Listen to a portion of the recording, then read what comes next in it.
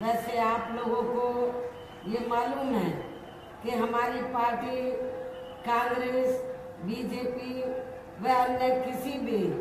विरोधी पार्टी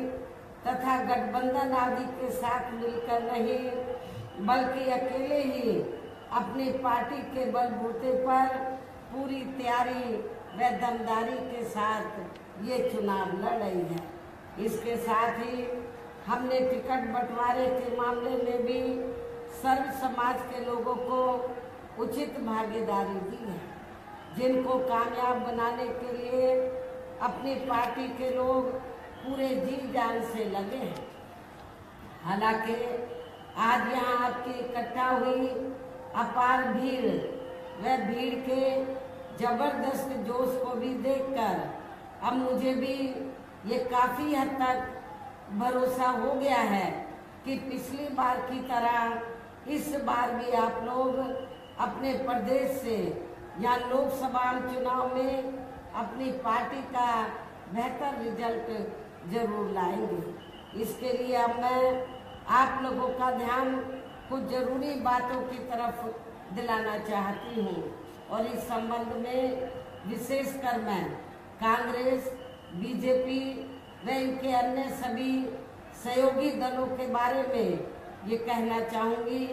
कि आज़ादी के बाद शुरू में केंद्र व देश के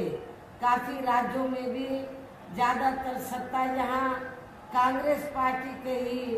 हाथों में केंद्रित रही है, किंतु इनकी अधिकांश मामलों में रही गलत नीतियों एवं गलत कार्य प्रणाली आदि की वजह से ही फिर इस पार्टी को केंद्र में काफी राज्यों की भी सत्ता से बाहर होना पड़ा है तथा यही स्थिति इनकी सहयोगी पार्टियों की भी बनी रही है, जिसके कारण ही फिर पिछले कई वर्षों से बीजेपी व इनके सहयोगी दल केंद्र एवं काफी राज्यों की भी सत्ता में काबिज हो गए हैं, लेकिन इनकी भी ज्यादातर रही जातिवादी, पूंजीवादी, संकीर्ण, सांप्रदायिक व द्वेषपूर्ण नीतियों एवं कार्य प्रणाली आदि से तथा इनकी कथनी व करनी में भी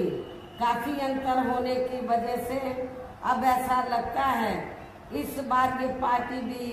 केंद्र की सत्ता में आसानी से वापस आने वाली नहीं है। यानी कि भारतीय जनता पार्टी भी इस बार केंद्र की सत्ता में आसानी से वापस आने वाली नहीं है, बशर्ते यदि ये चुनाव इस बार फ्री एंड फेयर होता है तथा आम चर्चा के मुताबिक वोटिंग मशीनों में भी काफी गड़बड़ी आदि नहीं की जाती है। और वैसे भी इस बार चुनाव में इनकी कोई भी पुरानी एवं नई चल रही नाटकबाजी, जुमलेबाजी व गारंटी आदि काम में आने वाली नहीं है, क्योंकि अब देश की जनता काफी हद तक इस बात को समझ चुकी है कि इनकी पार्टी ने अब तक देश के विशेषकर गरीबों, कमजोर तबकों, मध्यम वर्गीय एवं अन्य मेहनतकश लोगों को जो इन्हें अच्छे दिन दिखाने के असंख्य प्रलोभन भरे वायदे किए हैं तथा अनेकों हवाई व कागजी गारंटी आदि भी दी है, तो उनका जमीनी हकीकत में अभी तक इन्होंने लगभग 1/4 हिस्सा भी कार्य पूरा नहीं किया है, बल्कि इसके स्थान पर इनका ज्यादातर समय व ताकत भी यहाँ इनके अपने चहेते रहे बड़े बड़े पूंजीपतियों एवं धन्ना सेठों को ही ज्यादा से ज्यादा मालामाल व धनवान आदि बनाने में तथा इन्हें हर स्तर पर छूट देने में व बचाने में ही लगी रही है, जिनके अधिकांश आर्थिक सहयोग से ही ये पार्टी व अन्य पार्टियां भी अपना संगठन चलाती हैं तथा चुनाव आदि भी लड़ाती हैं, जिसका काफी कुछ खुलासा बॉन्ड की आई रिपोर्ट से भी हो जाता है। और इस संदर्भ में मैं आप लोगों को ये बताना चाहती हूँ कि अभी कुछ दिन पहले माननीय सुप्रीम कोर्ट ने बॉन्ड के बारे में जो रिपोर्ट का खुलासा किया है, तो उससे ये स्पष्ट हो जाता है कि इससे स्पष्ट हो जाता है कि इस देश में कांग्रेस, बीजेपी, अन्य जो और भी विरोधी पार्टियां हैं, तो उन्होंने इस देश के बड़े बड़े पूंजीपतियों व धन्ना सेठों से तो अपनी पार्टी के संगठन को चलाने के लिए व चुनाव आदि लड़ाने के लिए बॉन्ड के जरिए इस देश के बड़े बड़े पूंजीपतियों व धन्ना सेठों से अरबों खरबों रुपया लिया है। ये स्पष्ट हो जाता है। लेकिन उस रिपोर्ट में ये भी खुलासा किया गया है कि देश में अकेले ही बहुजन समाज पार्टी एक ऐसी पार्टी है जिसने बॉन्ड के जरिए एक भी पैसा किसी भी इस देश के पूंजीपति व धन्ना सेठ से नहीं लिया है, बल्कि हमारी पार्टी तो हर साल बीएसपी की मेंबरशिप के जरिए व मेरे जन्मदिन के मौके पर व चुनाव के दौरान भी अपने कार्यकर्ताओं से ही थोड़ा थोड़ा धन इकट्ठा करके अपनी पार्टी के संगठन को चलाती है तथा चुनाव आदि भी लड़ाती है। इसके साथ ही यहाँ मैं ये भी कहना चाहूंगी कि इसके साथ ही अब ऐसा लगता है कि कांग्रेस पार्टी की तरह ही बीजेपी ने भी केंद्र की तमाम सरकारी जांच एजेंसियों का ज्यादातर राजनीतिकरण ही कर दिया है। इसके अलावा देश के किसान वर्ग भी वर्तमान बीजेपी की सरकार में शुरू से ही अपनी विभिन्न समस्याओं को लेकर काफी ज्यादा दुखी व परेशान रहे हैं और अभी भी हैं। जबकि यूपी में 4 बार हमारी पार्टी की रही सरकार ने इनके हितों का भी हर स्तर पर विशेष ध्यान रखा है। हमने उत्तर प्रदेश के अंदर अपनी चारों हुकूमतों के दौरान किसानों को समय से खेती करने के लिए सस्ते साधन उपलब्ध कराए और इनकी फसल का भी हमारी सरकार ने उचित दाम दिया है। और इतना ही नहीं, आपका ये जो मिर्जापुर मंडल क्षेत्र है, ये बहुत पिछड़ा हुआ था, तो हमारी पार्टी की सरकार ने इस क्षेत्र को भी बड़े पैमाने पर अपनी हुकूमत के दौरान विकसित किया है। खासकर सोनभद्र इलाका जो बहुत पिछड़ा हुआ था और यहाँ आदिवासी लोगों की हालत बहुत ज्यादा खराब थी, दलितों के साथ साथ इस एरिया को डेवलप किया और यहाँ पर हमने हर ज्यादातर गांवों को सड़कों से जोड़ा और इन लोगों को यहाँ पर रोटी रोजी के भी साधन उपलब्ध कराए। तो तभी से ये एरिया काफी डेवलप हुआ है और यहाँ नक्सली वारदातें भी बीएसपी की सरकार बनने के बाद से खत्म हुई हैं, जब से इस क्षेत्र का विकास हुआ है। इतना ही नहीं, बल्कि केंद्र में पूर्व की रही कांग्रेसी सरकार की तरह ही वर्तमान भाजपा सरकार में भी इनकी जातिहीन, सांप्रदायिक एवं पूंजीवादी सोच व नीतियों के चलते ही पूरे देश में सर्व समाज में से खासकर गरीबों, दलितों, आदिवासियों, पिछड़े वर्गों, मुस्लिम एवं अन्य धार्मिक अल्पसंख्यक समाज के लोगों का भी पूर्ण रूप से विकास व उत्थान आदि नहीं हो सका है। और इस संदर्भ में वैसे आप लोगों को ये मालूम है कि पूरे देश में यहाँ दलितों, आदिवासियों एवं अन्य पिछड़े वर्गों का सरकारी नौकरियों में वर्षों से अधूरा पड़ा आरक्षण का कोटा भी अभी तक पूरा नहीं भरा गया है। विशेषकर एससी व एसटी वर्गों के सरकारी कर्मचारियों का पदोन्नति में आरक्षण भी अब काफी हद तक प्रभावहीन बना दिया गया है और सपा सरकार में तो ये व्यवस्था बिल्कुल ही खत्म कर दी गई थी। साथ ही केंद्र व राज्यों में भी विरोधी पार्टियों की रही सरकारों में इन सभी वर्गों को प्राइवेट सेक्टर में आरक्षण दिए जाने की व्यवस्था किए बिना ही इनकी सरकारों के ज्यादातर सरकारी कार्य अब प्राइवेट सेक्टर के जरिए ही इनके बड़े बड़े पूंजीपतियों व धन्ना सेठों आदि को ही दिए जाने के कारण अब इनको पूरे देश में आरक्षण का बहुत कम ही लाभ मिल पा रहा है। इसी प्रकार इनका अन्य और मामलों में भी शोषण में उत्पीड़न आदि होना अभी तक भी बंद नहीं हुआ है। इनके साथ साथ मुस्लिम व अन्य धार्मिक अल्पसंख्यक समाज के लोगों की भी हालत हर स्तर पर या काफी ज्यादा खराब व दयनीय ही बनी हुई है, जिसका काफी कुछ खुलासा सच्चर कमेटी की रिपोर्ट में भी किया गया है। इतना ही नहीं बल्कि पिछले कुछ वर्षों से केंद्र व अधिकांश राज्यों में भी बीजेपी व आरएसएस की सरकारों के चलते हुए अब इनका विकास व उत्थान आदि होना भी काफी हद तक बंद सही हो गया है। आए दिन इन पर खासकर हिंदुत्व की आड़ में हो रही जुल्म जाति भी यहाँ काफी ज्यादा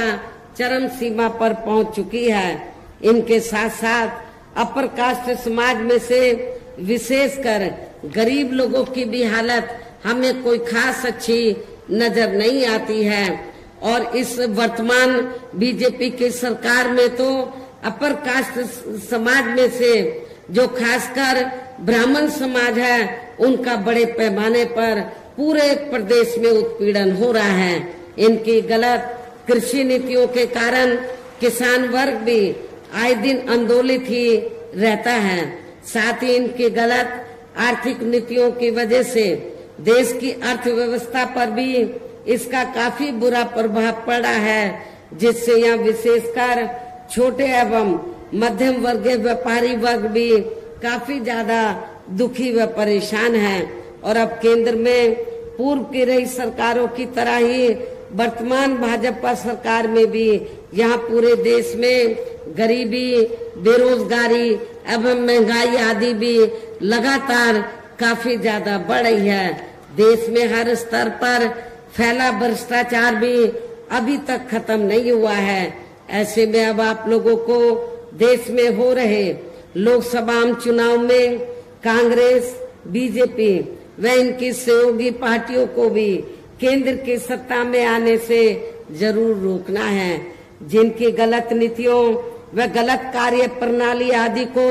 आप लोग काफी हद तक आजमा भी चुके हैं। ऐसी स्थिति में अब ये विरोधी पार्टियां इस चुनाव में भी किस्म किस्म के साम, दाम, दंड भेद आदि अनेकों हथकंडे इस्तेमाल करके केंद्र की सत्ता में आने की पूरी कोशिश में लगी हैं, जिनसे अपनी पार्टी के लोगों को हर स्तर पर काफी ज्यादा सावधान रहना है। और इस मामले में विरोधी पार्टियां अपने अपने पक्ष में हवा बनाने के लिए खासकर मीडिया, ओपिनियन पोल व सर्वे आदि का जो बड़े पैमाने पर इस्तेमाल कर रही हैं, तो उनसे भी अपनी पार्टी के लोगों को बिल्कुल भी गुमराह नहीं होना है। इसके साथ ही विरोधी पार्टियों के विभिन्न रूपों में जारी किए गए इनके हवाई व प्रलोभन भरे चुनावी घोषणा पत्रों एवं वायदों आदि के बहकावे में भी अपनी पार्टी के लोगों को कतई नहीं आना है, जिन्हें ये पार्टियां चुनाव खत्म होने के बाद ज्यादातर अमल में नहीं लाती हैं। और अब जिन पर से देश की जनता का अधिकांश विश्वास ही उठ गया है। यही खास वजह है कि हमारी पार्टी किसी भी चुनाव में अपनी पार्टी का कोई भी चुनावी घोषणा पत्र आदि जारी नहीं करती है। वैसे भी हमारी पार्टी किसी भी मामले में कहने में बहुत कम बल्कि कार्य करके दिखाने में ही ज्यादा विश्वास रखती है। और इस बात का सबसे बड़ा सबूत यह है, उत्तर प्रदेश में 4 बार हमारी पार्टी के नेतृत्व में रही सरकार ने चुनाव में अपनी पार्टी के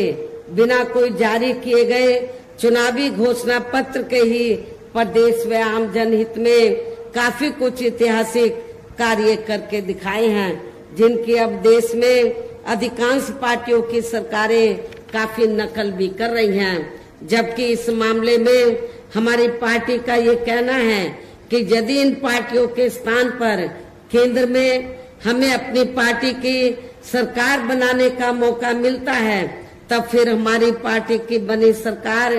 केंद्र में यहाँ अब तक की रही सभी विरोधी पार्टियों की सरकारों की तरह केवल हवाई व कागजी कार्य आदि नहीं करेगी, बल्कि उत्तर प्रदेश की तरह ही जमीनी हकीकत में ठोस कार्य करके दिखाएगी। और इस संदर्भ में खासकर मैं ये कहना चाहूंगी, केंद्र द्वारा देश में पिछले कुछ समय से अति गरीब परिवारों को अस्थायी तौर पर फ्री में जो थोड़ी सी खाद्य सामग्री दी जा रही है, राशन आदि दिया जा रहा है, तो उससे इनका स्थायी तौर पर भला होने वाला नहीं है। जबकि आप लोगों को ये मालूम है, आपको ये मैं बताना चाहती हूँ कि जब भी कोई छोटा चुनाव होता है या बड़ा चुनाव होता है, तो पिछले कुछ समय से हम देख रहे हैं कि इस मुफ्त राशन की आड़ में बीजेपी और आरएसएस के लोग हमारे लोगों को, गरीब लोगों को गुमराह करके उनका वोट लेने का प्रयास करते हैं। जबकि गरीब लोगों को ये मालूम होना चाहिए, इनको जो मुफ्त में राशन दिया जा रहा है, बीजेपी और आरएसएस अपनी जेब से नहीं दे रही है, बल्कि देश की जनता जो केंद्र की सरकार को टैक्स देती है, टैक्स से जो पैसा आता है, उस पैसे से आप लोगों को मुफ्त में राशन दिया जाता है। ये देन बीजेपी व आरएसएस की नहीं है,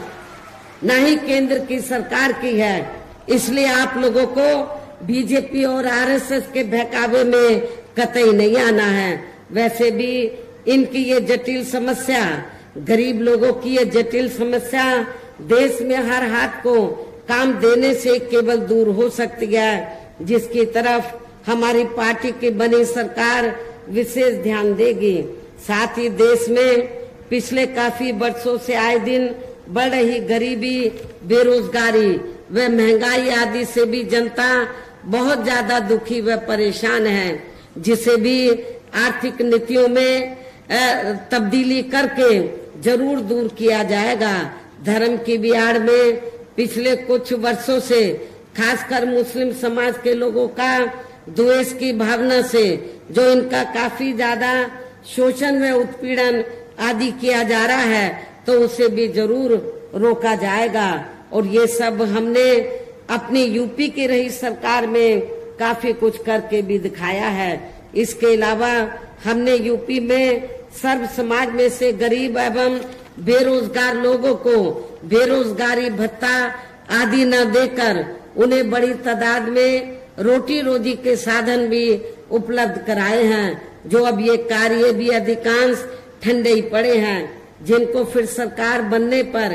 केंद्र में फिर बीएसपी की सरकार बनने पर प्राथमिकता दी जाएगी। कहने का तात्पर्य ये है कि देश में इस समय हो रहे लोकसभा चुनाव में विरोधी पार्टियों के जारी किए गए उनके हवाई व प्रलोभन भरे चुनावी घोषणा पत्रों आदि के बहकावे में अब यहाँ खासकर देश के अति गरीबों, मजदूरों, बेरोजगारों एवं अन्य मेहनतकश लोगों को बिल्कुल भी नहीं आना है। और अब इन्हें ऐसे सभी विरोधी पार्टियों को हर हालत में केंद्र की सत्ता में आने से जरूर रोकना है, जिनकी कथनी व करने में काफी अंतर रहा है तथा जिन्हें ये लोग वर्षों से आजमा भी चुके हैं। ऐसे में अब मेरा यही कहना है कि आप लोगों को अपने खुद के व अपने प्रदेश व क्षेत्र तथा देश के भी हित में अपने वोटों को यहाँ कांग्रेस, बीजेपी व अन्य विरोधी पार्टियों को न देकर केवल अपनी एकमात्र हितैषी पार्टी बहुजन समाज पार्टी को ही देना है, जो ये पार्टी उत्तर प्रदेश की तरह ही केंद्र में भी अपनी पार्टी की सरकार बनने पर फिर पूरे देश में यहाँ अपनी पार्टी की सर्वजन हिताय व सर्वजन सुखाय की नीतियों पर आधारित ही सरकार चलाएगी। इसके साथ साथ केंद्र से जुड़ी आपके क्षेत्र की जो भी यहाँ स्थानीय समस्याएं होंगी तो उन्हें भी फिर दूर करने का हर संभव पूरा प्रयास किया जाएगा। साथ ही यहाँ गरीबों, मजदूरों, बेरोजगारों कर्मचारियों, किसानों, छोटे व्यापारियों एवं अन्य मेहनतकश लोगों के हितों का भी विशेष ध्यान रखा जाएगा। सर्व समाज में से खासकर दलितों, आदिवासियों, पिछड़े वर्गों, मुस्लिम व अन्य धार्मिक अल्पसंख्यक समाज के लोगों के विकास एवं उत्थान के साथ साथ हर स्तर पर इनकी सुरक्षा आदि के लिए भी सख्त कदम उठाए जाएंगे और तभी फिर यहाँ वास्तव में अपने देश के महान संतों, गुरुओं व महापुरुषों में भी विशेषकर महात्मा ज्योतिराव फूले, श्री छत्रपति शाहू जी महाराज, श्री नारायण गुरु, बाबा साहब डॉक्टर भीमराव अंबेडकर एवं मान्यवर श्री कांशीराम जी आदि का अधूरा रहा सपना जरूर साकार हो सकता है, जिनको यूपी में हमारी पार्टी की रही सरकार द्वारा हर स्तर पर पूरा आदर सम्मान दिया गया है। इन्हीं खास बातों के साथ ही अब मेरा देश व आपके स्टेट के भी हित में यही कहना है कि हमारी पार्टी ने यहाँ जिनको भी लोकसभा के लिए चुनाव के मैदान में उतारा है, आपके मिर्जापुर मंडल में या जिनको भी चुनाव के मैदान में उतारा है, जो आपके सामने मंच पर मौजूद भी हैं, तो उन्हें आपको जरूर कामयाब बनाना है, जिसके लिए यहाँ पार्टी के सभी स्तर के छोटे बड़े पदाधिकारी एवं कार्यकर्तागण पूरे जी जान से लगे हैं। और अब अंत में मेरा यही कहना है कि आप लोगों को वोट पड़ने वाले दिन यहाँ बीएसपी के अपने सभी लोकसभा उम्मीदवारों को, अर्थात हमने आपके मिर्जापुर मंडल में मिर्जापुर लोकसभा की सीट से श्री मनीष त्रिपाठी को और भदोई लोकसभा की सीट से श्री हरिशंकर सिंह उर्फ दादा चौहान को, रावर्ट्सगंज सुरक्षित लोकसभा की सीट से श्री धनेश्वर गौतम एडवोकेट को हमने चुनाव के मैदान में उतारा है। मेरी आप लोगों से पुरजोर अपील है कि आप लोग बहुजन समाज पार्टी के इन सभी प्रत्याशियों को बीएसपी का जो चुनाव चिन्ह हाथी है, हाथी चुनाव चिन्ह के सामने वाले बटन को दबाकर इनको भारी वोटों के अंतर से जरूर कामयाब बनाना है, विजयी बना